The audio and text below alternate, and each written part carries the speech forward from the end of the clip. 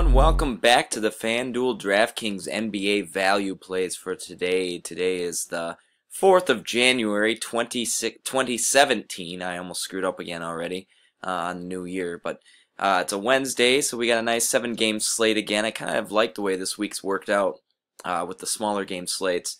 I guess I shouldn't say smaller, but mid-range slates with, the 5 to 8 game range. I kind of like those. I prefer those in a lot of cases. And tonight we have a lot of big names back on the dock. Last night we had a few too, but today especially we got Boogie Cousins, Westbrook. The Warriors are back. The Cavs are back, assuming their bowels hold up and the stomach bug isn't contaminating all of them. That's going to be something that everyone needs to keep an eye on, of course, with them and along with the Heat and all their injuries. Values could continually pop up throughout the day.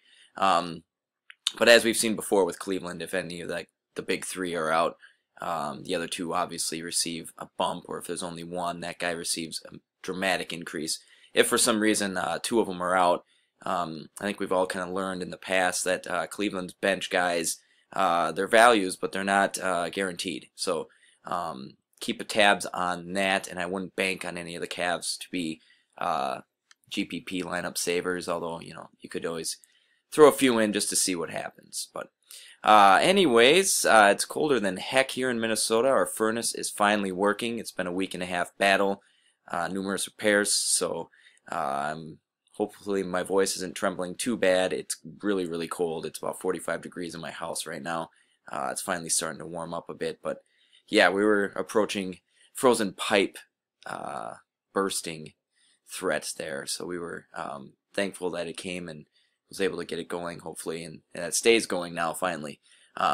Anyways, enough about my frozen pipes, and let's hope some hot lineups can help thaw everyone out, especially me as well tonight.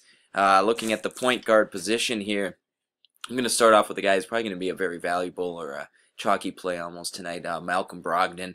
The guy's just been playing awesome, and he's been getting minutes thanks to injuries and everything else. And tonight, no Delhi means Brogdon's going to be playing plenty alongside Alphabet. Clearly Alphabet and Parker are the keys to the offense, but Brogdon has been very good and a key component too. He actually had a monstrous night a few days ago, that 50 burger on DK. And you can't expect that to continue, but it was definitely an outlier. But aside from that, he's still averaging 22 DK points over his last 4 games. He's just been kind of a lock for 4x value with a ceiling that's significantly higher, as we saw a few games ago with that 50 in Chicago. So, he's been playing 33 plus minutes a game, which is solid. That just, gives him more opportunities to score and do what Brogdon does.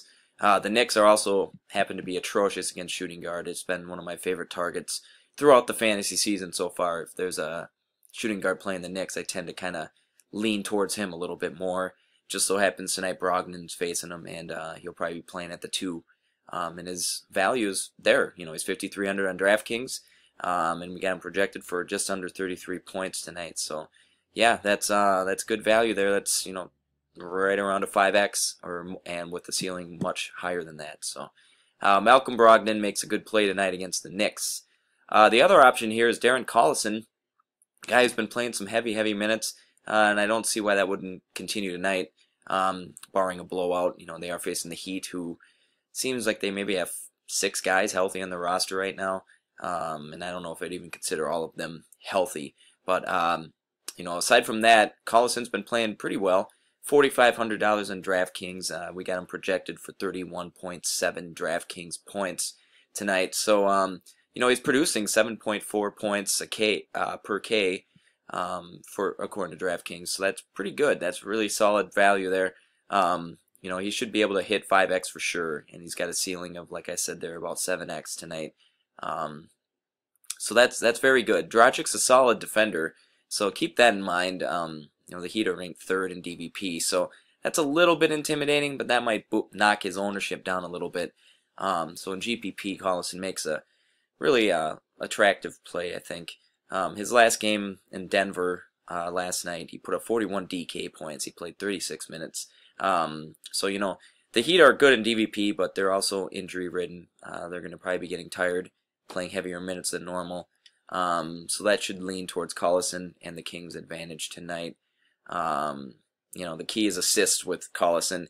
Game before, he played 39 minutes, the same amount as he had in Denver last night, but he only put up 21 DK points. So the key in that is assists. He had 5 or 6 less assists. So at the point guard, you need those. You need at least 6 or 7 for him to meet value, and I think that's doable tonight. So the shots are there, 16 a game over his last 4 or more, so that's consistent, and I think he should be able to do that as long as his shots are falling.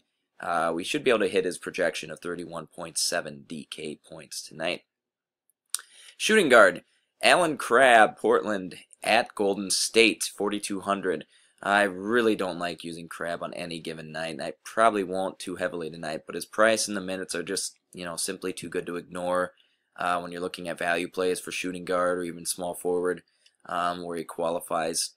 This game could easily become a blowout in Golden State, so that's kind of intimidating as well. But Portland has been surprisingly able to hang with teams for a while, teams like the Warriors at least, these high-scoring, dominating teams. So, they're ranked 21st in DVP, so the opportunity's there. Crabbe's just not the most consistent player. I just really kind of dread using him, but he has to be mentioned at that price. We got him projected to hit a 6X tonight, 25.9 DK points. He's playing 33 minutes or more, so the potential's there, and his floor is, pretty low. But it's 3X still, and that's the kind of value that's going to hurt, definitely, but it won't kill you. So the floor is high enough that I think he's definitely an option. The guy I'll be looking at more, though, is Jody Meeks, the Magic, facing off against the Hawks tonight. 4,400 on DraftKings. As long as 48 is remaining out, Meeks has been making a really good value play. He's played 29 minutes or more in 3 of his last 4 games, and he's putting up 32.5 in his last game, and along with 17 or more DK points in the 3 games prior to that. So he's only been shooting the ball about 9 times since he's been starting, but the key with him is that he's getting all those other peripheral stats. Meeks has just been consistent and a safer, lower floor or higher floor kind of guy since Fournier's been out. And tonight he faces a 17th ranked DVP, so not great, not terrible. And they're allowing just under 40 points to the position. So Meeks is in a pretty good spot here in the Hawks. They play up tempo a little bit too, so that should work to his advantage somewhat. He may see more shots because of that as well. He got projected at 25.5 on DK tonight, and he's coming in at 4,400. So right around that 5X value, which is solid.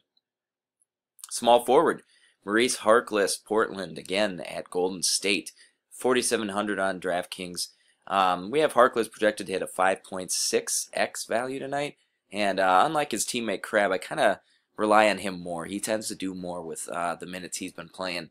He's played 33 or more minutes in all but 1 of his last 5 games, and Harkless is just kind of a solid defender. I mean, that's kind of how he gets his points. He's sneaky like that. He gets them with steals and blocks, and then he has decent enough scoring games when his shot's falling that he can really hit value on any given night and exceed it as well. Tonight we haven't projected to hit 6X. That's exactly what you're looking for value plays, and that's especially in cash games. I think I'd be playing him more than the other option I'm going to get to here in a minute. 4,700 on DraftKings, like I said, and he's projected for 26.6 DK points tonight. So Harkless makes a nice small forward value play. The other option's Wayne Ellington, the Heat against the Kings in Sacramento. Ellington's coming in at 4,100, so pretty cheap. And he's been playing heavy minutes with all the Heat injuries. If he's on the court and slated to play tonight, he should be in a good spot, minutes alone. The key with him is his shooting. He's very shot dependent. If his shot's not falling, he won't get you much at all. His floor is very, very low. That makes him a GPP play for sure. And he's probably going to be pretty highly owned, actually, kind of chalky in a way, just because of the Heat injuries and the amount of minutes he's playing and his price. So keep that in mind. I definitely would not use Ellington in cash games. I just think the risk is too high there. If you absolutely need value, in your cash lineups, and you're not going fair and balanced, I guess I would go Harkless over Ellington tonight. Power forward, Marvin Williams, Charlotte Hornets against Oklahoma City, 4,200 on DraftKings. I'm only going to list him one power forward. I really don't see any point to pay down for power forward tonight. I think the top heavy guys and the mid-range guys are just too good to pass up. I don't see any reason to pay down for power forward, but if you absolutely have to, Marvin Williams would be the guy I'd go with. 4,200, like I said. He's a pretty good perimeter shooter, and his scoring has really been kind of boosting his fantasy output. His rebounding isn't quite there, like what you want for a power forward on average, but after his last game, last night, with only 13 points, his ownership should get knocked down a bit, so he makes kind of an appealing GPP play if you are, like I said, looking to punt the power forward position. He's been averaging 20 plus DK points, though, night in and night out, and OKC is ranked 15th in DVP against the power forward position, so Williams should be pretty good, and his outside shot will help him certainly get in the scoring category. So Marvin Williams isn't a terrible option. Like I said, 4,200. We got him projected for 24.36 on DraftKings tonight. And to wrap it up here, I'm going to look at Joakim Noah of the Knicks. $5,000 on DraftKings. Noah's been playing a lot of minutes since he's come back, and he's been playing like a madman. I mean, just like he's a man possessed. He's producing very well, aside from his one dud game of 12.5 DK points the other night. But otherwise, he's been getting double-digit boards, at least one block or more over his last 4 games. He's also contributed double-digit points in his last 4 games two times. So his double-double potential is certainly there. He's almost been averaging it, and his price remains more than fair. So Noah's going to be pretty cheap here tonight, and I don't know if it'll stay this way for long.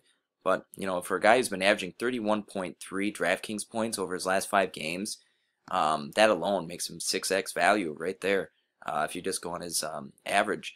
Obviously he can fall well short of that, but even so, if he hits 20 points, that's 4x. That's not terrible. I mean, it's going to sting, but it won't kill you. So yeah, if you're paying down on center, Joakim Noah makes a very appealing play tonight. We got him projected for 32 points, so like I was saying, that's above that 6x value. So yeah, sign me up for Noah tonight. I think I'm going to be going him if I'm not paying up for Boogie or plug Love in, assuming Love is playing tonight. So, yeah, otherwise, power forward, like I said, Marvin Williams, value play, but I'm going to be looking more at that mid-range guys, the Kevin Loves, the Paul Millsaps, the Draymond Greens. Those guys are just too appealing, way too appealing. Draymond Green's just way too cheap. Millsap's pretty cheap too. So I'd be looking at getting those guys and then paying down at the other positions like the shooting guard and the small forward, where the value just tends to kind of pile up. All right, with that, good luck, everyone. I'm getting warmer already, so hopefully the lineups start heating up as well. Let's go win some money tonight. Be sure to stay tuned to dailyfantasycafe.com for more articles, posts, the minutes, projections, and all that. And of course, the Colossus Optimizer tool, which is a great accessory to use whenever building lineups or if you're stuck in a few spots. So, all right, good luck, everyone, and we'll see you next time.